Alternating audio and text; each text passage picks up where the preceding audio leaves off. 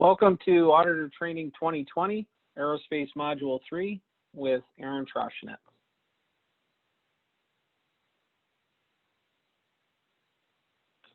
So for the purposes of Module 3, the Module 3 in its entirety is focused on specific BOSS AQMS workflow and systems requirements review.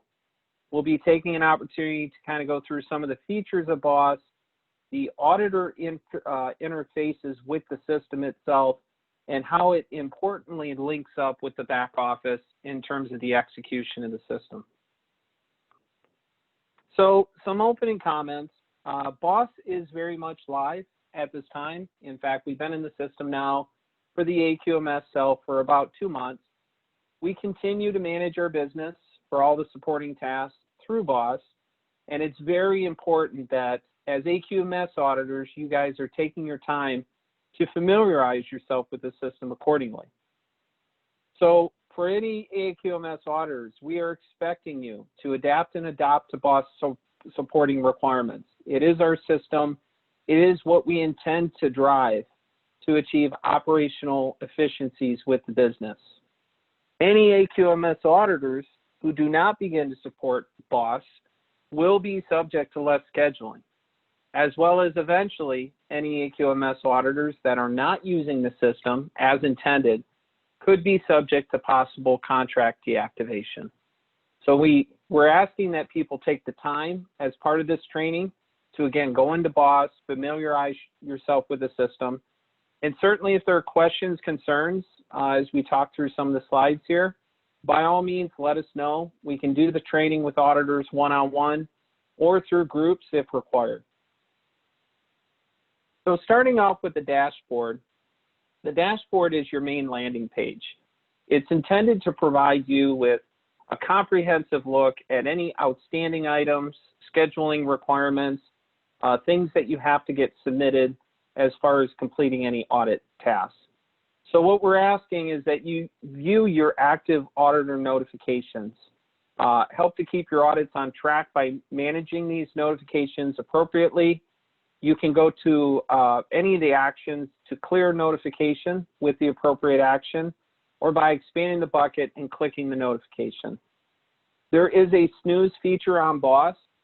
We've established this specifically for auditors working in the system that maybe want to put a notification aside for the time being. But it's important to note that those notifications do turn on back in 24 hours so that we can ensure nothing is slipping through the cracks or getting missed within the system. Different notifications have different severity timing. So some are as small as 7 days, you see 14, 21, or 30, all the way up to 60 and 90 days with associated tasks. And this feature is meant to provide you with some outward look as far as timing aspects with the different things that you have to complete and submit as part of your audit activities. You can also see through this dashboard a list of upcoming assignments. This allows you to confirm or reject easily on any given assignment basis. You can see the confirmation status. So if it's confirmed by yourself but not confirmed by the client, you can see that easily through the system. And you can add events. So we'll talk about it in the case of unavailability, working for another CB. You have that option as well through the system. So very important from an overall calendar view, which again is shown on the right, this allows you to confirm or reject and manage your schedule and your calendar accordingly. And this in turn allows us as a back office to see what is scheduled, what is confirmed, and what might require additional work as far as any scheduling adjustments. Notification requirements. There are different notification buckets which things fall into, and there's a list provided here.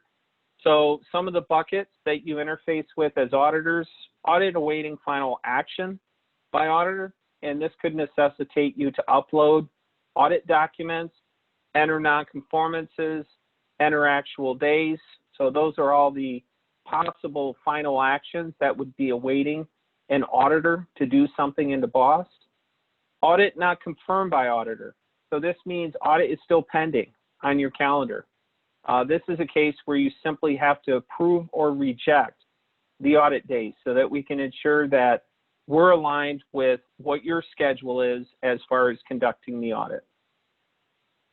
Audit document rejected.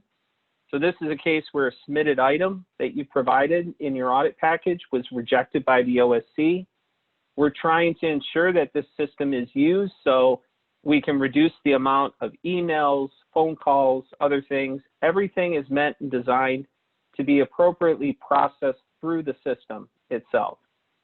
This feature also allows you to upload a revision. And within the BOSS system, when you upload a revision to a given document, we're able to maintain and store the revision history with that document. So we can see what revision 1 was versus revision 2, and so on. All that is designed within the system. And finally, audit plan not sent to client.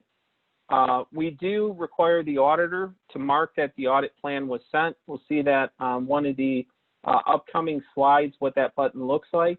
That must be within the 45 days of the audit start date. So we try to set out that timing within the system so that we can ensure the client is getting the audit plan in advance of the audit appropriately. And then the last item I'd mention is for any given notification, you can clear that by expanding it and clicking the notification itself to complete the task appropriately. So scheduling requirements. Within the BOSS system, it does allow you within the calendar view to add what's called a scheduled event. You can see the button here in terms of add event. This allows you to mark yourself unavailable. Again, if you're not available for schedule at that time, that could be something as simple as auditing for another CB, vacation scheduled, something of that sort. What it's allowing you to do is block yourself certain time frames so that we know when we're scheduling through the system that that is not an assignment that is an option for you at this time. That feature also, the schedule event, allows you to schedule on or off-site audit duration by setting the dates, hours, and any of the audit selections from the drop-downs provided. And within this scheduling requirements feature, you can also see a list of your upcoming audits to confirm schedules and make sure that everything aligns with what you think you have scheduled from the auditor point of view. Audit detail requirements. So within audit details screen, which you can see on the right, you can confirm your audit plan sent to the client. This is the audit plan sent button. Simply click that button, and what that's meant to do is timestamp when you sent the audit plan so that we can ensure that that's getting out in advance of the audit. It also has a feature for recording nonconformances on the audit findings tab, which is listed on the illustration below. In the case of audit findings, we are simply asking for issuance date, clause, auditor severity, and status. We are not designing BOSS so that you have to duplicate any of the corrective action, root cause, verification of the NCR information. All of that will be continued in BOSS, or I'm sorry, in OASIS. What we're trying to achieve in BOSS is basic NCR tracking to make sure that our NCR timing is getting met and we have appropriate visibility of any items that are at risk. But we are trying to be very sensitive to not duplicating an excessive amount of information, but we do require this information at a minimum for any of the audit findings associated with a given audit. You also have the feature of generating templates from the Templates tab, uploading those required documents by using the blue buttons from the Documents tab itself. And finally, we're asking, and we talked about this in the general overview, that as you're going through any information associated with clients, whether it be address, contact, IEF codes, that you're appropriately verifying that that is correct and aligned with what you have. In the event something is not correct, maybe a contact change, an address change, maybe the IEF is incorrect, that you be notifying the office appropriately for appropriate correction within the system. So, some important overall reminders. First, I'd start off by saying that it's very important, and we're relying on each auditor to confirm your audits on your calendar.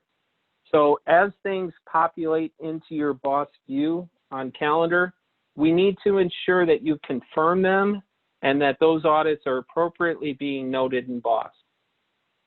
Second item is marking the audit plan sent when you send it.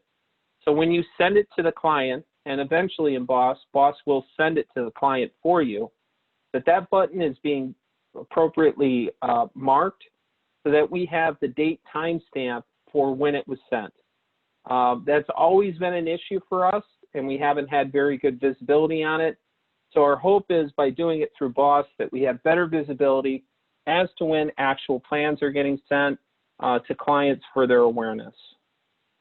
Uploading package contents, as I mentioned earlier in the slides, everything is designed to be done through boss.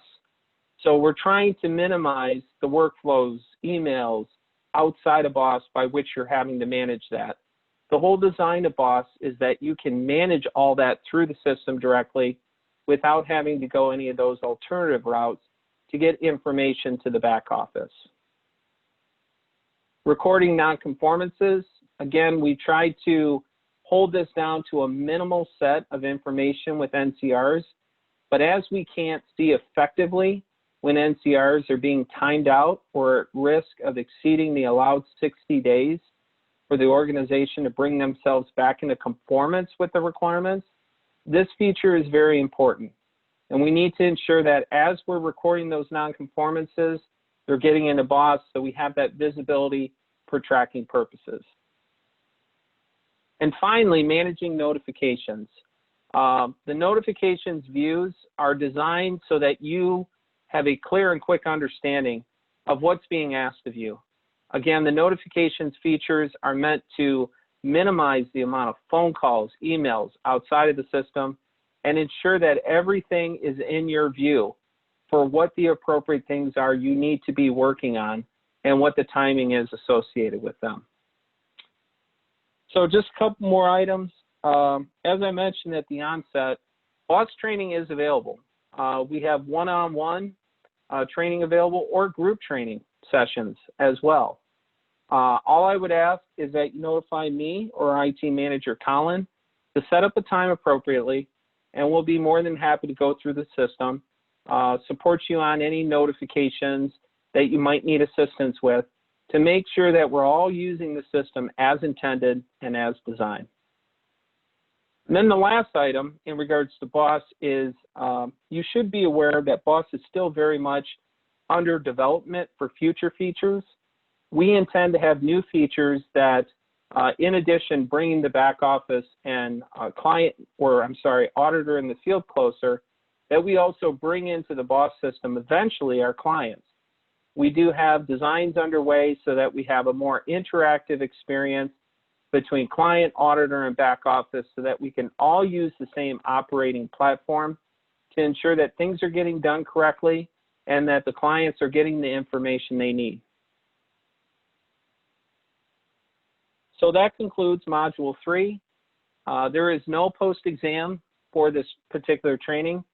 But again, I would encourage you, if you have questions, if you have concerns with the boss system, to appropriately reach out to me, reach out to Colin, our IT manager, for appropriate assistance. I want to thank you for your time. And as always, I appreciate everyone's support. Thank you.